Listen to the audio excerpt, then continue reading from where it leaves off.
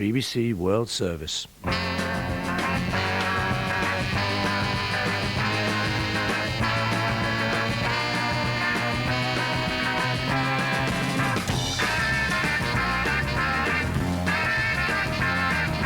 Hello, I'm Paul McCartney, and welcome to a new series called Roots of Rock. Over the next few weeks, I'll be playing you some great rock and roll, sharing with you some of my memories, and featuring tracks from my new album, Run Devil Run.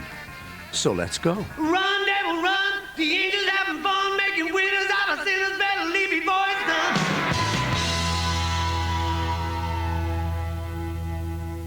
done. All right, that was Run Devil Run. It's Paul McCartney here, and that's the title track of my new album, which in many ways is a tribute to the stars and the songs of the rock and roll era that I loved so much when I was a little baby.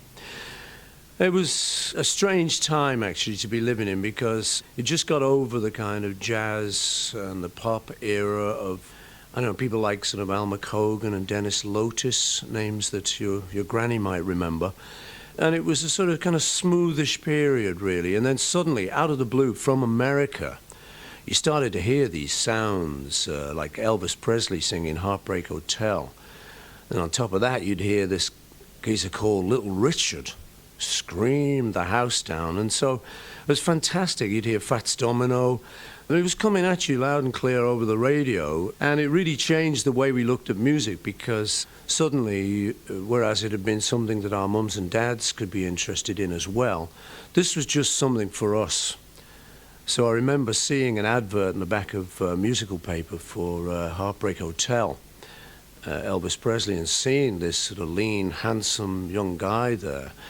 And when we finally heard the record, it was unlike any other music we had ever heard, really. It kind of had a bit of blues in it, had a bit of hillbilly, bit of folk music. But more than that, with the echo and the sounds and the excitement of the whole thing, it was completely different. It was his own thing completely. So that was it. You suddenly started talking to your friends and you said, "Did you hear that one?" "Whoa." And they said, "Yeah, did you hear that?" And it became all we really talked about for the next 50 years, I think. Well, since my baby left, well, I found a new place to dwell. Well, it's down at the end of a lonely street, that Heartbreak Hotel where I'll be. One of the people I loved in the early days, out of the many, was Eddie Cochran. I think why we loved him was because he was a good guitar player. A lot of the guys would just stand up and swing their guitar around, but we'd look to see if they could actually play. And when you looked at Eddie, he could really play. He played the solos and he did the stuff, and you knew he was writing this stuff. And finally, a film came around called The Girl Can't Help It, which was really the first film to really pay tribute to rock and roll, because the others had been black and white, small screen things, terrible stories, and no major stars in them, really.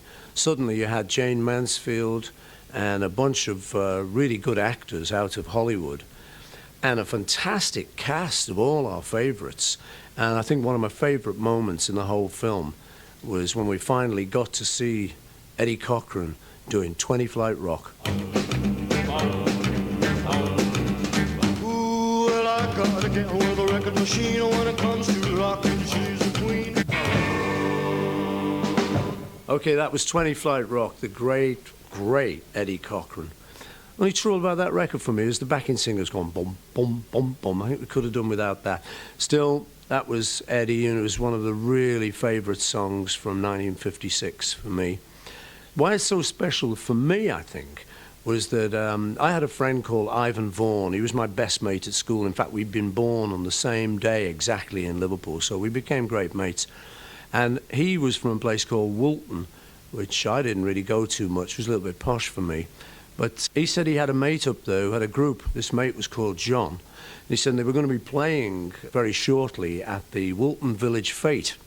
So he invited me along, and I said, yeah, definitely, And I remember clearly walking into the grounds of this open-air do, and on the back of a lorry, I think it was, the band was set up, and they were called the Quarrymen. And they're singing a song which we'll get to a little bit later, I think, called Come Go With Me. And making up some of the words was John Lennon. When I first saw him, I thought, he looks pretty handy, and he's singing great, and he's in command.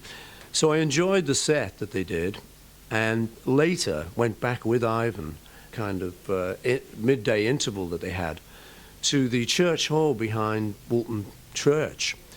And they were having a few beers and stuff. I was actually a little bit young for that, because John was 1.5 years older than me. But they were just hanging out, and someone had a guitar. And at some point I thought, well, you know, I've got to have a go on this. And what I used to have to do was turn it upside down, being left-handed. No one would ever let me change the strings. So I had to turn it the wrong way round. And because I'd done this rather a lot with my mates' guitars, I could play a couple of songs upside down, providing they only had 3 chords. Well, so I played 20 Flight Rock, and the great thing was I knew all the words to it. And this was true status. Anyone who knew all the words to a thing was like quids in.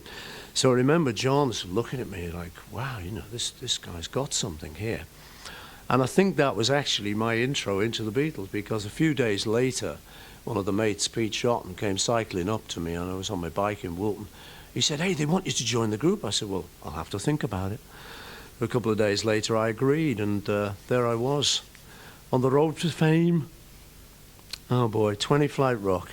Beautiful, beautiful song, Eddie Cochran. Actually, the first record I ever bought, though, was one when I was in school. A mate of mine was talking to me about Gene Vincent and the Blue Caps. I mean, if we'd have spent as much time in our studies as we did talking about these rock and roll acts, I think I'd be a nuclear physicist by now. But a good thing, I think, that I'm not. Anyway, so he was telling me about Gene Vincent. He said, oh, they've got this great record out called Bebop-A-Lula, which I think was their first single. So I went down to our local record shop, which was called Curry's, in the city centre after school, and I went down. I said, have you got this song called Bebop-A-Lula? They said, yeah. So you went into one of these little listening booths and put it on. Well, bebop, and the echo and the whole atmosphere of it was so fantastic that I had to have it there and then. So I got my hard-earned cash out, slipped it over the counter, and I was a proud owner of Bebop-A-Lula. Well, Bebop-A-Lula, she's my baby. Bebop-A-Lula, I don't mean my baby. Bebop-A-Lula, she's my baby. My baby, my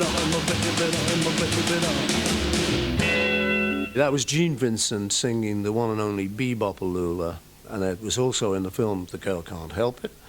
And Gene, we met when we were in Hamburg, and we had some great days with him and some great nights too, but enough of all of that. We're going to get on to track now from my new album, Run Devil Run, and this track is a track that I heard in a particular bar in Hamburg, and there was always your favourite jukebox, and there was this bar where the guys used to go to play pool, and we'd have a couple of drinks there. And on this jukebox, there were 2 songs that I really used to like. The Platters, Smoke Gets in Your Eyes, and Little Richard singing Shake a Hand. Now, I never heard the song ever since, even to when I came up to look for the lyrics for the album. I never had a copy of the record, but it stuck in my brain so much as being a really interesting, off-the-wall Little Richard track, that I decided that it was worth bringing it to people's attention by covering it on the new album. So I had a real good time taking down the lyrics, like as if I was 14 again, stopping the cassette, except it used to be a little 45 on a dance set then, and getting the lyrics and all of that sort of stuff. So I finally came to the studio and recorded this version of Little Richard's Shake a Hand. Just leave it to me. When you're rocking out the morning, can't hear your mama call. Okay, that was Little Richard, one of my great favourites from the 50s, singing Good Golly Miss Molly, The House of Blue Light. Oh, Richard is a lovely guy. Every time he ever comes on the TV, he says, Paul, said, I told you all you knew, and you know it, Paul. Well, I'm not arguing, Richard. It is really true. You taught me everything I know about that style of singing, baby. I used to get up on the desk at the end of term in school when they finally gave you a day where you could freak out. And I remember all the class gathering round. I stood on the desk and did Tutti Frutti, I think it was. Thank you, Richard. That's my man. Okay, the next track we're going to play is by a guy called Richie Barrett that not everyone's heard of, but he was a big favourite of ours. And this is a record that came out in 1962. This caught our attention, I think originally because he used to some other guy. He said, so we used to even repeat the record down to that. We used to make a point of some other guy. And it was a song we sang when Granada Television came to see us at the Cavern. It was one of the big favourites in our act. Me and John used to sing it in unison together, remembering very carefully to some other guy, cheeking my look. And it was a big favourite, as I say, and so it really got us started, because that's one of the earliest bits of film of the Beatles, us singing Some Other Guy. When we eventually got over to Hamburg, Cliff Bennett and the Rebel Rousers did a really storming version of it. So it was one that was a bit of a muso song from around about that time. But it's a great song, and here it is, sounding as good as ever. Richie Barrett with Some Other Guy.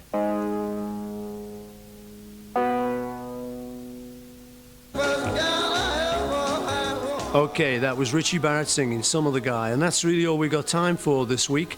But I'm going to be back with you next week playing some more red-hot rock and roll from the 50s and the early 60s.